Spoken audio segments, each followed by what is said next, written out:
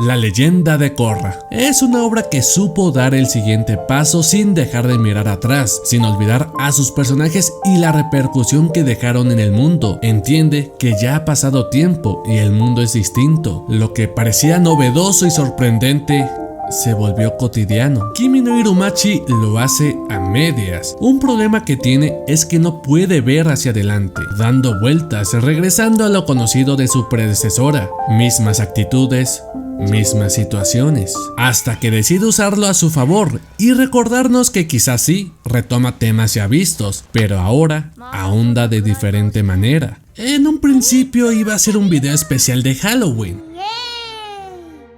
pero los tiempos se me fueron de madre y después de un fatídico y exhaustivo trabajo de leerme todo el manga, al fin está aquí, el análisis de Kimi no Irumachi.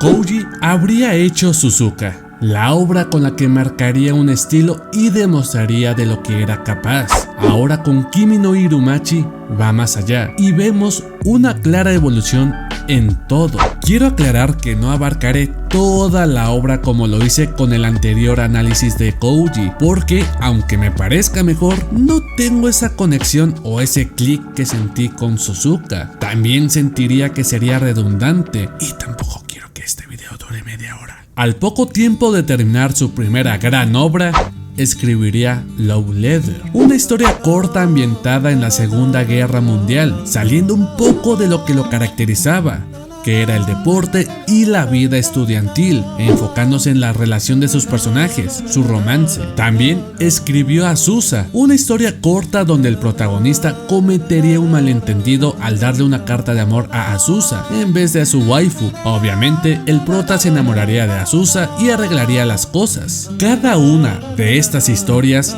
serían pioneras de lo que se aproximaba y le ayudarían a encontrar lo que buscaba en su próxima obra, combinando todo lo que ha aprendido. Así que tenía ganas de ver de lo que era capaz y es más de lo mismo. Pero no miento en que Kouji ha aprendido una serie de lecciones que ha utilizado para desarrollar, explorar y extender temas que apenas pudo tocar en su manga anterior, pero no lo exenta de cometer errores. Es cierto, repite temáticas de sus historias cortas, situaciones y lugares de su manga anterior, así que es complicado no compararlo con Suzuka realmente. Hay momentos en donde empieza a despegarse, pero siempre regresa a lo que ya se ha visto, y eso no es malo per se. De hecho, se nota la experiencia al enfrentarse a estos tópicos, aunque termina alargando los hechos y con ello la historia en general. Durante el desarrollo de Kimi no Irumachi publicaría Yuna One Shot, volviendo al romance y al deporte,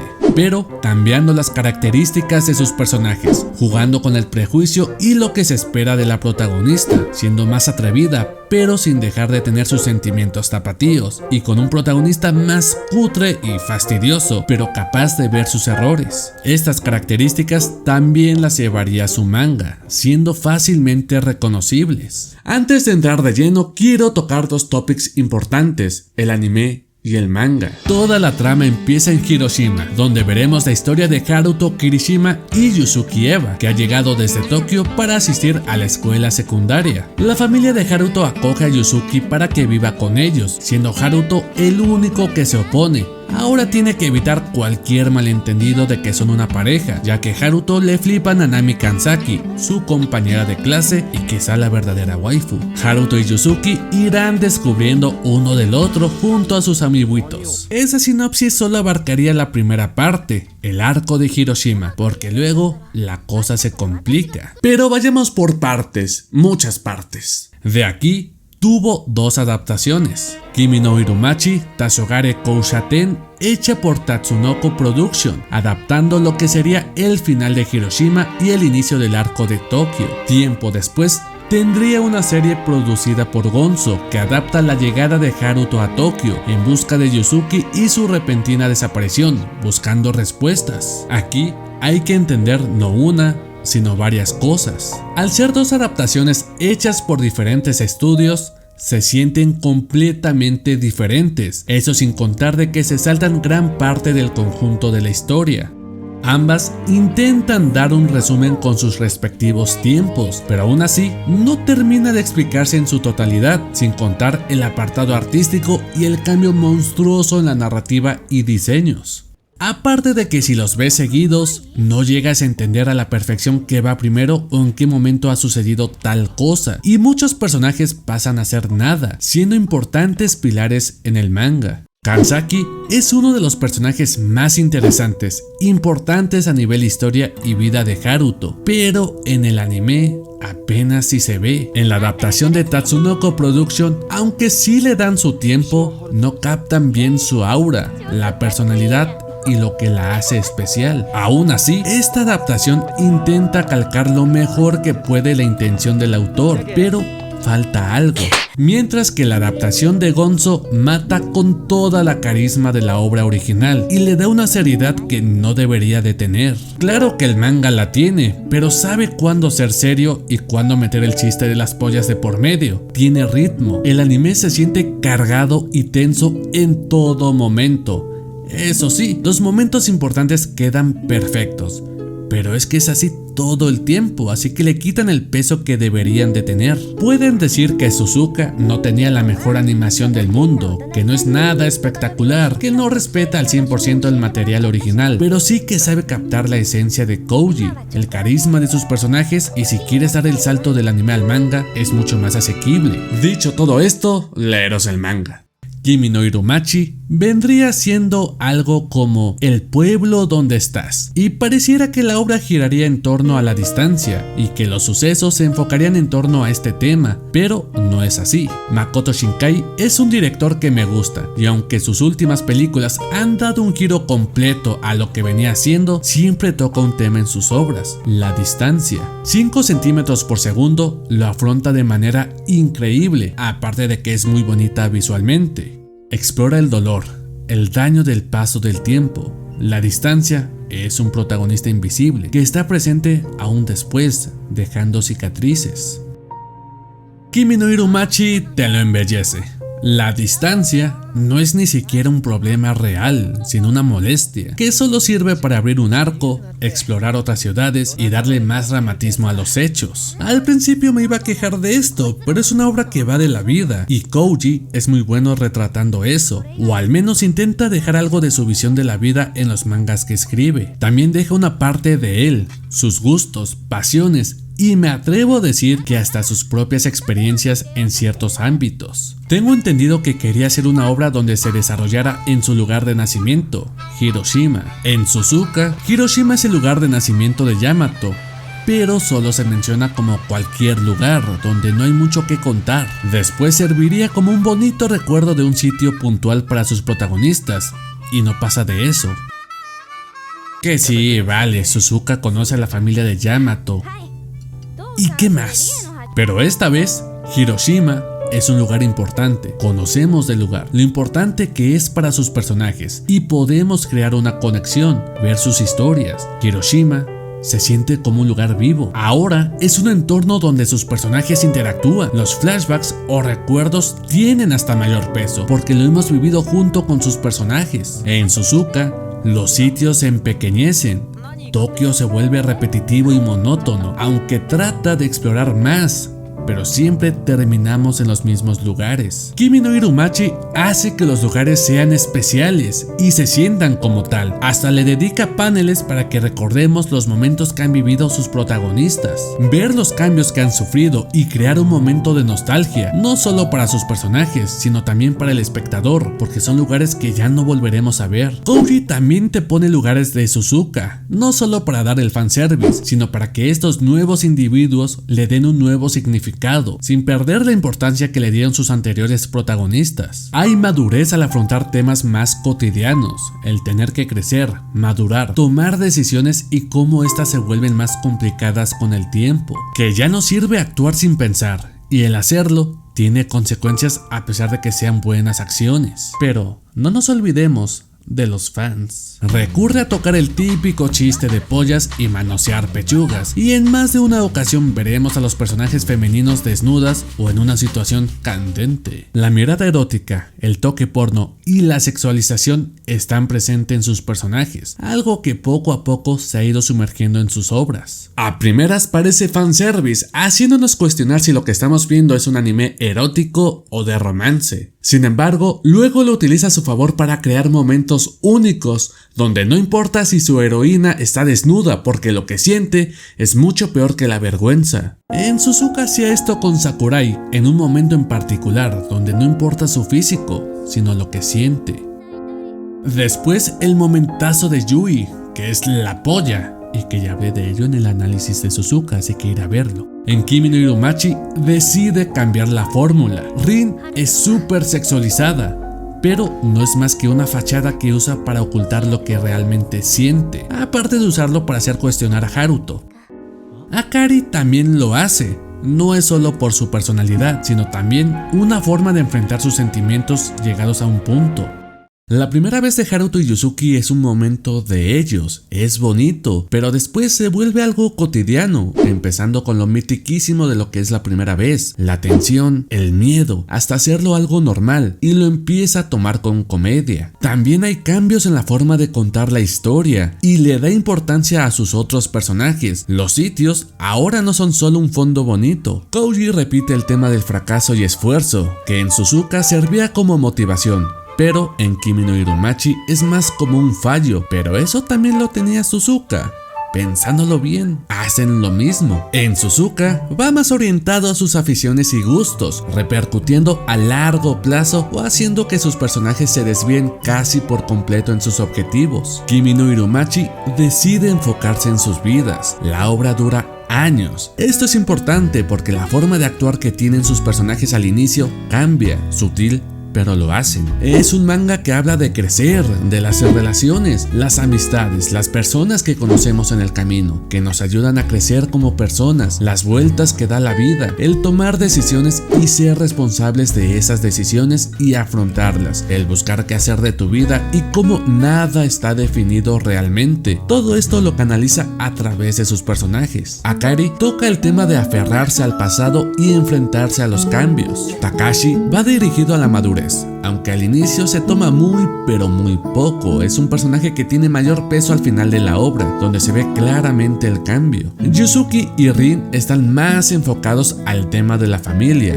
los hermanos y de los padres. Aunque Yuzuki tiene más cosas del cual hablar, como el cargar con la culpa de las decisiones tomadas, creyendo que son las correctas, el no afrontar las cosas de frente, arrepentirse, actuar por lástima e ignorar lo que realmente siente, y muchas cosas más que se van descubriendo. Rin también toca la soledad y tiene todo un capítulo enfocado a eso, como su forma de ser le impide ser totalmente sincera y actuar de manera falsa frente a otros. Así sucesivamente. Es cierto que de repente agrega personajes que terminan en el olvido y su única función es reforzar el mensaje que se quiere dar, como la Loli que aparece, se va y regresa con un mensaje de lo que significa el esfuerzo y lo complicado que es darlo todo, con sus partes negativas, y ya está, deja de ser relevante. Aunque los que importan, aportan, se tienen en cuenta, se desarrollan, vemos sus emociones, tienen voz y voto y una vida, y de repente tiene momentazos que flipas, y joder, que ahora parecen amigos con personalidad. Este es un gran paso y me alegro que sean más que solo personajes de apoyo, hasta que te das cuenta de que el 90% de personajes son mujeres. ¿Y qué hay de su protagonista? Haruto es literalmente una calca de Yamato. Ambos son subnormales, de buen corazón, que creen que hacen todo bien y cegados por su ego, sin contar que ambos toman decisiones sin pensar en las consecuencias. Pero me gusta cómo ambos toman rutas diferentes. Yamato se dedica al deporte por intentar gustarle a su waifu y le termina agarrando el gustillo al deporte.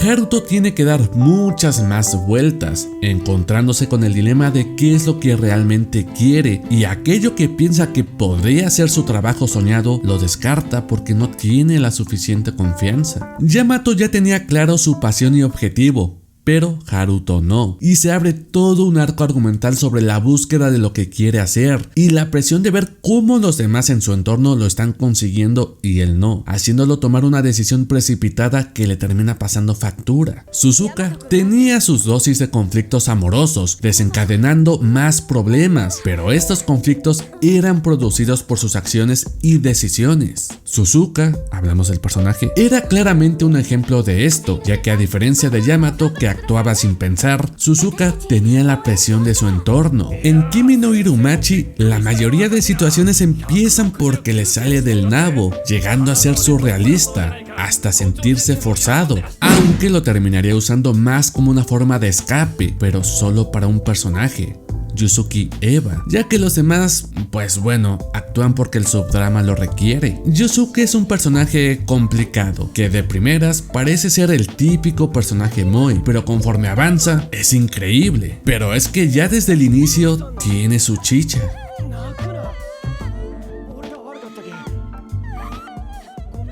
En el anime lo hacen de manera increíble. En el primer capítulo nunca aparece, solo al inicio como forma de recuerdo, pero no es presentada como tal. Hay un ambiente que gira alrededor de Yusuke.